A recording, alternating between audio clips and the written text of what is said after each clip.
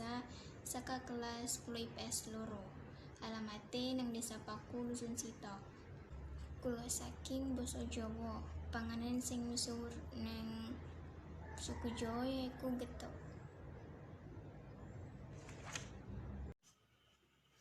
Assalamualaikum warahmatullahi wabarakatuh. Halo, salam kenal. Nama awak Cahaya Mutiara. Awak kalih 10 IPS 2. Awak tinggal di Petangguan Dusun 3. Makanan khasnya rendang, dendeng balado, jo asam pade. Assalamualaikum warahmatullahi wabarakatuh. Para sederek tepang nami kula Dio Ardiansa saking kelas sedoso IPS kali. Saking adat Jawi. Alamat kula Desa Pasar Miring, Gang Makmur. Ageman adat ing menika klambi batik. Dalam video ini kami akan membahas tentang Yang pertama yaitu tentang pengertian otonomi daerah, landasan hukum, nilai, dimensi, dan prinsip otonomi daerah di Indonesia. Otonomi daerah adalah hak, wewenang, dan kewajiban yang diberikan kepada daerah otonom untuk mengatur dan mengurus sendiri urusan pemerintahan dan kepentingan masyarakat sesuai dengan Undang-Undang Dasar 1945. Landasan hukum otonomi daerah yaitu 1. Undang-Undang Nomor 22 Tahun 1999 tentang Pemerintah Daerah. 2. Undang-Undang Nomor 32 Tahun 2004 tentang Pemerintah Daerah. 3. Undang-Undang Nomor 12 Tahun 2008 tentang Pemerintah Daerah. 4. Undang-Undang Nomor 25 Tahun 1999 tentang Perimbangan Keuangan antara pemerintah pusat dan daerah. Dan 5. Undang-Undang Nomor 33 Tahun 2004 tentang Perimbangan Keuangan antara pusat dan daerah. Terdapat dua nilai dasar yang dikembangkan dalam Undang-Undang Dasar Negara RI tahun 1945.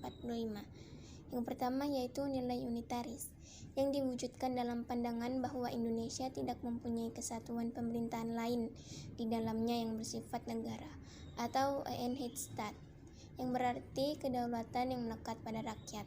Bangsa dan negara Republik Indonesia tidak akan terbagi di antara kesatuan-kesatuan pemerintahan. Yang kedua yaitu nilai dasar desentralisasi teritorial, yang bersumber dari isi dan jiwa pasal 18 Undang-Undang Dasar Negara Republik Indonesia tahun 1945.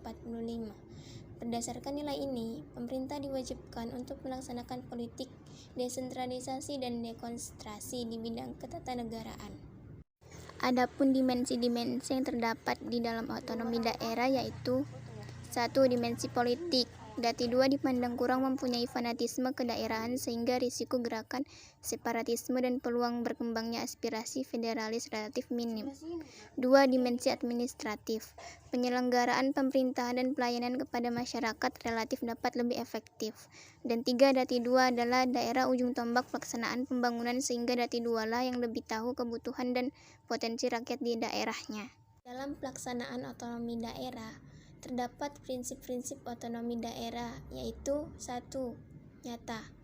Otonomi secara nyata diperlukan sesuai dengan situasi dan kondisi objektif di daerah. 2. Bertanggung jawab. Pemberian otonomi diselaraskan atau diupayakan untuk memperlancar pembangunan di seluruh pelosok tanah air. Yang ketiga yaitu dinamis. Pelaksanaan otonomi selalu menjadi sarana dan dorongan untuk lebih baik dan maju. Yang kedua yaitu tentang pengertian daerah khusus, daerah istimewa, dan otonomi khusus, dan nama-nama daerah yang diberi predikat tersebut. Pengertian daerah khusus. Negara Kesatuan Republik Indonesia dibagi atas daerah-daerah provinsi. Negara mengakui dan menghormati satuan-satuan pemerintahan daerah yang bersifat khusus atau bersifat istimewa yang diatur dengan undang-undang.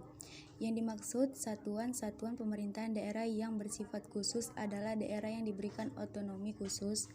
Daerah-daerah yang diberikan otonomi khusus ini adalah 1. Provinsi Daerah Khusus Ibu Kota Jakarta, 2. Provinsi Aceh, 3. Provinsi Papua, dan 4. Provinsi Papua Barat.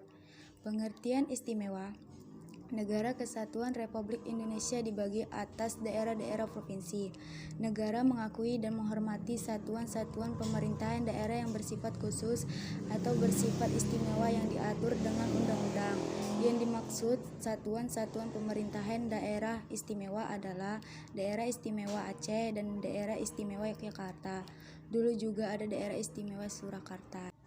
A. Pengertian otonomi khusus Papua.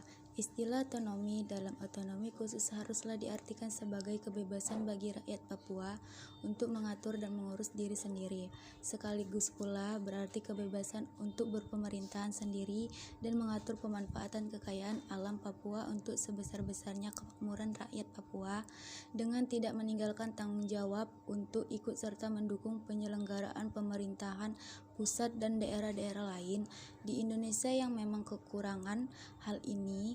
Yang tidak kalah penting adalah kebebasan untuk menentukan strategi pembangunan sosial, budaya, ekonomi, dan politik yang sesuai dengan karakteristik dan kekhasan sumber daya manusia serta kondisi alam dan kebudayaan orang Papua. Yang ketiga yaitu tentang pengertian integrasi nasional dalam bingkai Bhinneka Tunggal Ika. Pengertian integrasi nasional. Integrasi berasal dari bahasa Latin yaitu integrate, yang artinya memberi tempat bagi suatu unsur demi suatu keseluruhan. Kata nasional berasal dari bahasa Inggris yaitu nation yang artinya bangsa. Istilah nasional mengandung pengertian, jadi integrasi nasional adalah pembentukan suatu identitas nasional dan penyatu berbagai kelompok sosial dan budaya ke dalam suatu kesatuan wilayah. Yang keempat yaitu mengenai makna dari Bhinneka Tunggal Ika berdasarkan Undang-Undang Dasar, makna arti dari burung Garuda dan sejarah singkat burung Garuda dipilih menjadi lambang negara. Makna semboyan Bhinneka Tunggal Ika. Semboyan Bhinneka Tunggal Ika bagi bangsa Indonesia merupakan dasar persatuan dan kesatuan Indonesia. Meskipun Indonesia berbeda suku bangsa, kebudayaan, ras, dan antar golongan, keseluruhan keberagaman yang ada merupakan sebuah persatuan. Arti dari burung Garuda. Lambang Garuda Pancasila dirancang oleh Sultan Hamid II, kemudian disempurnakan hingga akhirnya diresmikan tanggal 10 Februari 1950. Jumlah bulu Garuda Pancasila melambangkan Hari Proklamasi Kemerdekaan Indonesia pada tanggal 17 Agustus 1945. 17 jumlah bulu di sayap burung Garuda melambangkan tanggal proklamasi kemerdekaan. 8 jumlah bulu di ekor burung Garuda melambangkan bulan proklamasi kemerdekaan. 45 jumlah bulu di leher burung Garuda melambangkan tahun proklamasi kemerdekaan. Sila pertama, ketuhanan yang Maha Esa. Menjalin toleransi saling menghormati kepercayaan masing-masing untuk membina kerukunan. Sila kedua, kemanusiaan yang adil dan beradab, yaitu saling mencintai dan menumbuhkan rasa tenggang rasa serta menjunjung tinggi sikap kemanusiaan. Sila ketiga, persatuan Indonesia, yaitu menempatkan persatuan bangsa atau asas Bhinneka Tunggal Ika di atas kepentingan pribadi dan golongan. Sila keempat, kerakyatan yang dipimpin oleh hikmat kebijaksanaan dalam permusyawaratan perwakilan, yaitu menjunjung tinggi asas kekeluargaan dalam musyawarah yang dilakukan dengan hati nurani luhur. Sila kelima, keadilan sosial bagi seluruh rakyat Indonesia, yaitu mengembangkan perbuatan adil yang mencerminkan nilai luhur, kekeluargaan, dan kegotong royongan. Dalam sejarah bangsa Indonesia, burung Garuda adalah kendaraan Dewa Wisnu yang menyerupai burung elang Raja Wali. Kemudian, burung Garuda menjadi lambang negara sebagai gambaran bangsa yang besar dan kuat. Bernamas pada burung Garuda memiliki arti keagungan, kejayaan, dan kemuliaan.